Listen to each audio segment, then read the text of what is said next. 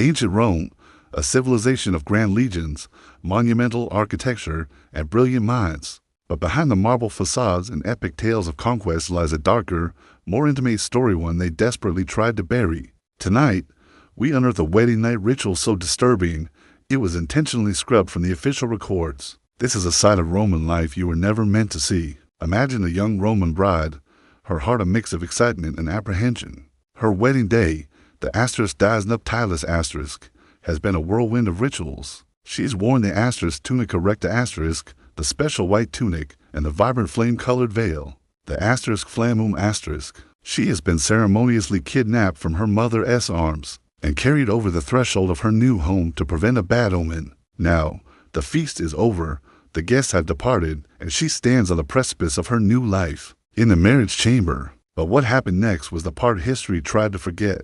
This wasn't just about the consummation of a marriage. It was a deeply symbolic and frankly terrifying ordeal. The ritual, known through fragmented texts and whispered accounts, involved a bizarre and unsettling third party. In the nuptial chamber, alongside the nervous newlyweds, stood a statue. Not just any statue, but a depiction of the god Priapus, or sometimes mutinous to Tunis deities of fertility, but represented in an extremely explicit and aggressive form. The bride, often a young teenager who had lived a sheltered life, was compelled to perform a shocking act. Before her husband could touch her, she was forced to sit upon the lap of this cold, stone phallic effigy. This ritual, called the superritum asterisk, was believed to serve a dual purpose. First, it was a symbolic deflowering meant to appease the gods and ensure the couple's fertility. The Romans were obsessed with omens and divine favor, and they believed this act would ward off any evil spirits or jealousy from the gods that might curse the union with barrenness.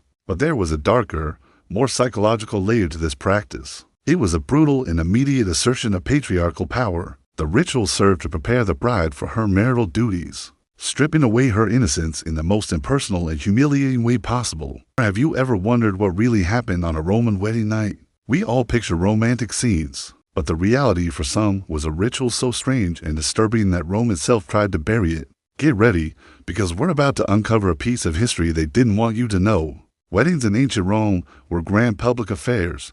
There was a procession, a feast, and lots of celebration. The bride, often just a young teenager, would be ceremoniously carried over the threshold of her new home. But what happened next? Behind closed doors is where things take a dark turn. Inside the marriage chamber, the bride wouldn't be alone with her husband. Instead, she would first be led to a statue. This wasn't just any statue. It was a depiction of the fertility god mutinous to Tunis, and it was anatomically correct, to put it mildly. According to early Christian writers like Augustine, who were horrified by this practice, the new bride was required to sit on this statue's lap. Why on earth would they do this? The Romans were deeply concerned with fertility. A successful marriage meant producing children, especially heirs. This ritual was believed to be a way to ensure the bride's fertility and ward off any evil spirits that might prevent conception. It was a symbolic act meant to richly prepare her for her wifely duties and the primary goal of her marriage, motherhood. For a young, likely terrified girl, this must have been an incredibly intimidating experience. This practice wasn't universal across all of Roman history, and it was mostly associated with the earliest, more rustic periods. As Roman society evolved and became more civilized, especially with the rise of Christianity, this ritual was seen as scandalous and pagan. Church fathers condemned it as obscene, and later Roman writers, embarrassed by their ancestors' primitive customs, preferred not to mention it at all. It was a deliberate attempt to sanitize their past, to erase a tradition that no longer fit their image of a sophisticated empire. It just goes to show you that history is full of shocking secrets. What we think we know is often just the polished version. The raw, unfiltered past can be a lot stranger, and sometimes more horrifying, than we can imagine. What other historical secrets are just waiting to be rediscovered? Picture this: ancient Rome, a city of grandeur, power, and surprisingly strange wedding traditions.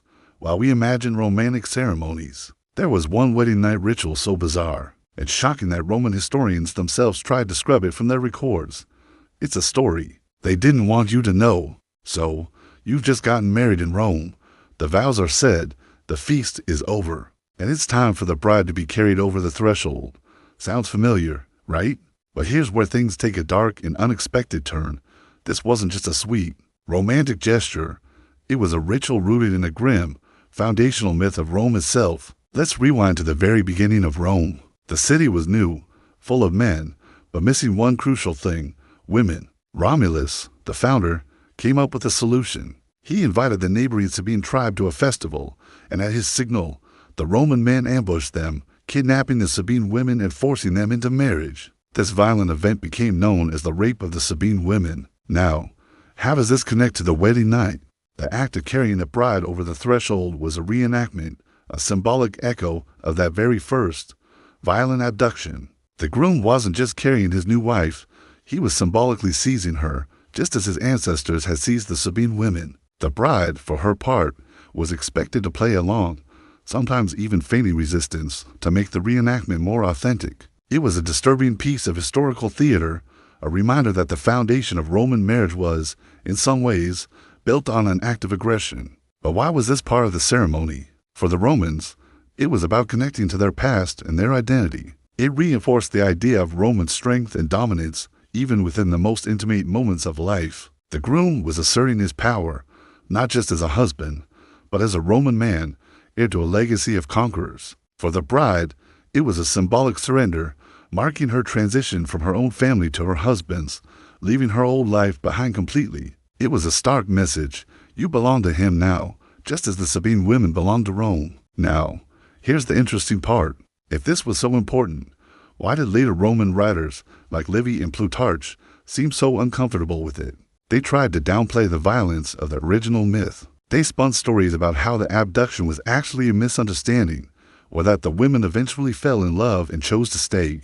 They wanted to present a more civilized, more honorable version of their history. The raw, brutal truth of a ritual that celebrated abduction just didn't fit the image of a sophisticated empire. They tried to erase it, to smooth over the rough edges of their origin story. They wanted to forget that the symbolic heart of their marriage ceremony was a reenactment of a kidnapping. This ritual reveals a side of Rome that is often overlooked: the raw, sometimes brutal, traditions that existed beneath the veneer of marble statues and grand amphitheaters. It shows us that history is never as clean as we'd like it to be, and sometimes the most revealing truths are the ones people tried the hardest to hide. Ancient Rome, an empire of gladiators, gods, and grand architecture. But beneath the surface of this mighty civilization lies some truly shocking secrets, especially when it came to marriage. We all imagine a Roman wedding as a grand affair, but what happened on the wedding night is a story so bizarre and disturbing that Rome itself tried to scrub it from the history books.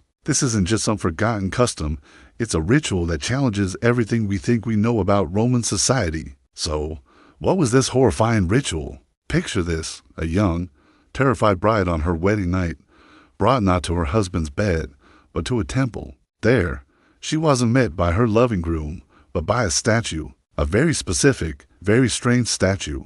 This was Mutinous to Tunis, a minor god, but one with a huge, and I mean huge, reputation. The statue depicted the god in a very explicit, phallic form. The ritual required the new bride to sit on the lap of this stone deity. Can you even imagine? It was believed this act would ensure fertility and bless the marriage. The bride had to perform this bizarre act, often in front of her family and new in-laws, before she could be with her actual husband. The origins of this ritual are murky, but it's tied to ancient Roman beliefs about fertility and warding off evil spirits. They believed the first sexual encounter was a moment of great vulnerability for a woman. By having her first symbolic union with a god, it was thought to protect her from any harm and guarantee that she would bear healthy children. For the Roman state, for Romans, having children, especially sons, was not just a personal joy but a civic duty. This ritual was seen as a way to kickstart that duty in the most potent way possible. It was a strange mix of religious piety, superstition,